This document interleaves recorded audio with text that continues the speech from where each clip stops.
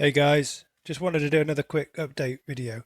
It's been a couple of weeks since I posted the my first 5070 Ti video, and there's a couple of things I mentioned in it that I've realised it's not actually the case. I think we mentioned during the video the driver issue. So that obviously there's been loads of driver issues, hasn't there, with the 50 series cards, and the one of them was to do with MSI Afterburner with the voltage control. Now they've released a new driver update that obviously when you change the curve optimizer for the overclock or underclock, however you want to use it, it was not boosting afterwards, but that's been fixed now. So I had a little bit of a play with that and to see if it's just worth undervolting this card. And initial impressions is it's not. You lose too much more than you gain, because what you've got with this card, because I'm limited to the 300 watts, I don't have as high boost as what some of the other overclocking cards have, where they've got the 330 watt limit. So the curve editor on this, I've just what's my current offset is 350. So obviously we're sort of 350 megahertz boosted across the range of voltages there. So for undervolting, what a lot of people do is they'll choose a limit or a voltage limit that they want to reduce it to. So this card runs around 1 volt, and sometimes under load it's dropping to maybe 950 millivolts. So what I try to do, I sort of try to consistently go on the 950. So what you do is you just take your 950, you drag it up to what level you want for the offset. So this is your normal default line here.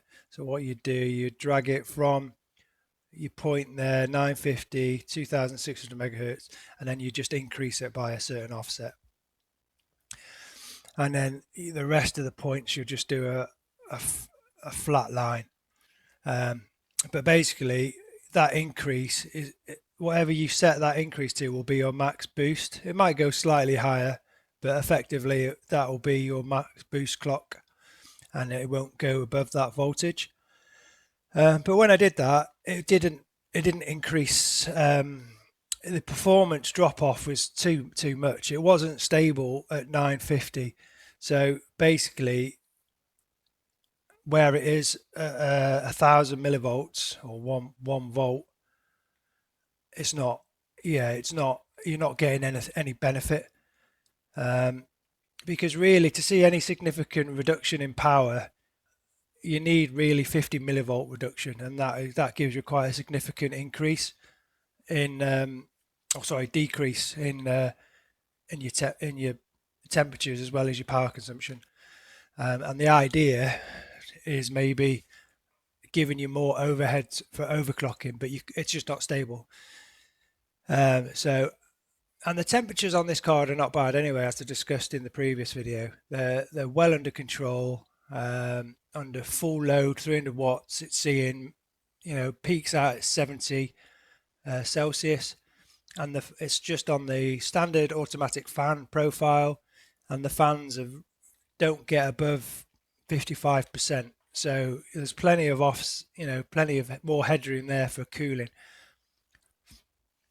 So the under voltage on this card, I don't think it's worth it.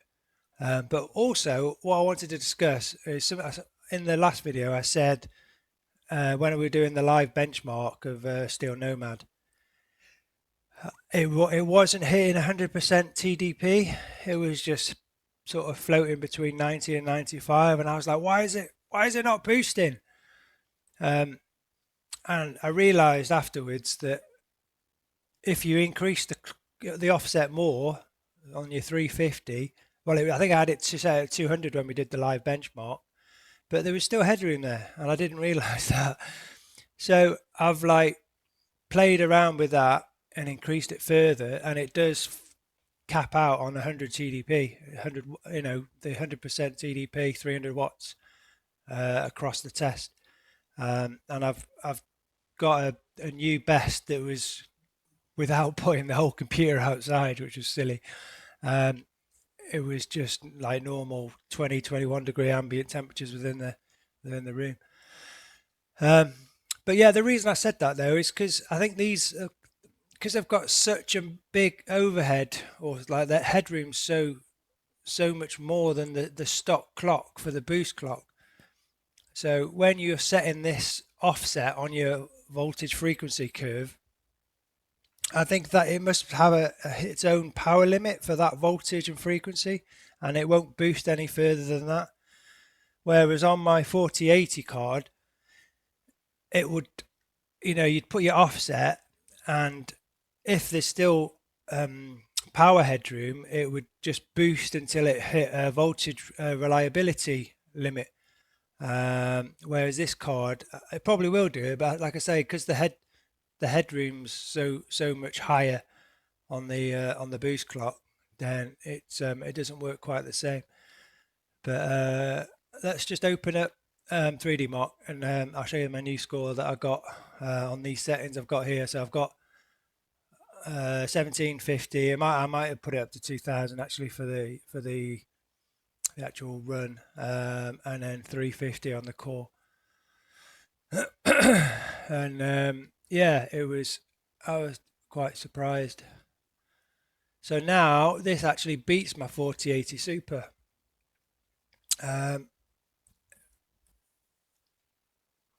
I think, yeah,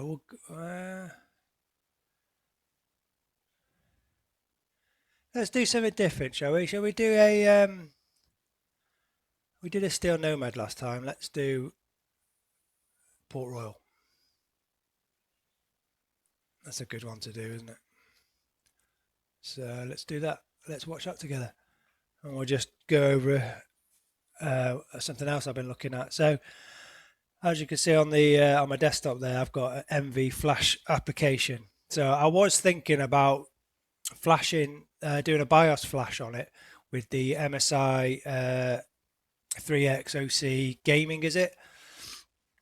So that's the card with the slightly bigger cooler, and it's rated at I think it's 330 watts, so it's got a 10% increase on the TDP to this card I've got. But I was playing with the idea of just flashing that BIOS and seeing if it works, and just getting that little bit of extra power overhead, because the cooler can definitely take it. The only thing that I've noticed is different, that the 16 pin power connector is only a 2.8 pin cable, whereas the gaming 3X OC is the 3x8 pin connector. But the power supply is fine, it can still do it, but obviously to do it on the proper card, it's split between 3 cables, and this would only be between 2, but for 30 watts extra, it's not going to make any difference. So I'm not worried about that. So yeah, stay tuned for that. I might give it a go, and see what kind of results. So hopefully I'll get similar results out of this card than what the gaming OC Plus gets, because I've seen some quite good scores with that, sort of in maybe like 7.1, 7.2 on Steel Nomad. That's 7,100 to 7,200. So obviously we've got the OBS running again in the background for this. But yeah, I was really shocked. I just thought that this would operate the same way as my 4080. So if there was thermal or power headroom, it would just boost accordingly until it hit the voltage limitation, the voltage reliability.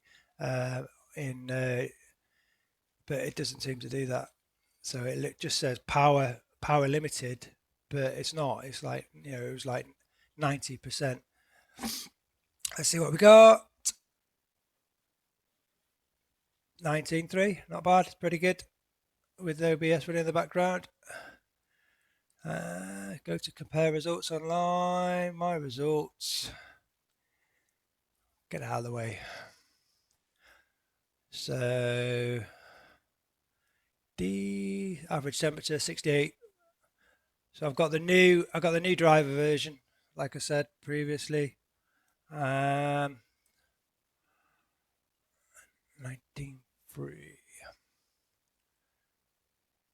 So yeah, it's pretty solid. 3033 average frequency. But yeah, let's go have a look at my new Steel Nomad score, 7,041. Boom! So I'm really pleased with that, actually. Like I said, I've done a few here, but my 4080 Super, you can see there, 6864.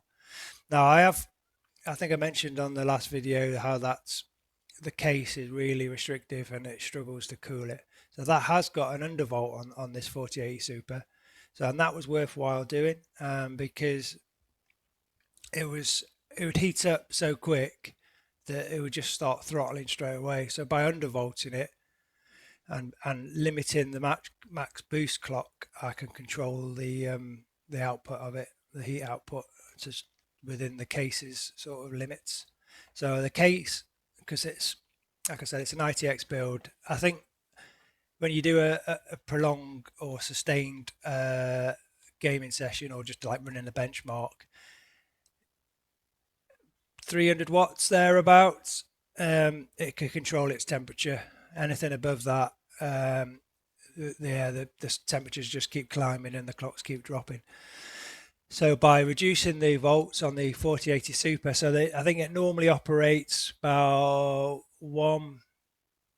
it's about, I'm trying to think now. I think it is, 1050 millivolts, and I reduced it to 950 millivolts. So that's quite a substantial reduction. So 100 millivolt reduction thereabouts, and that reduced my power limit from about 350 watts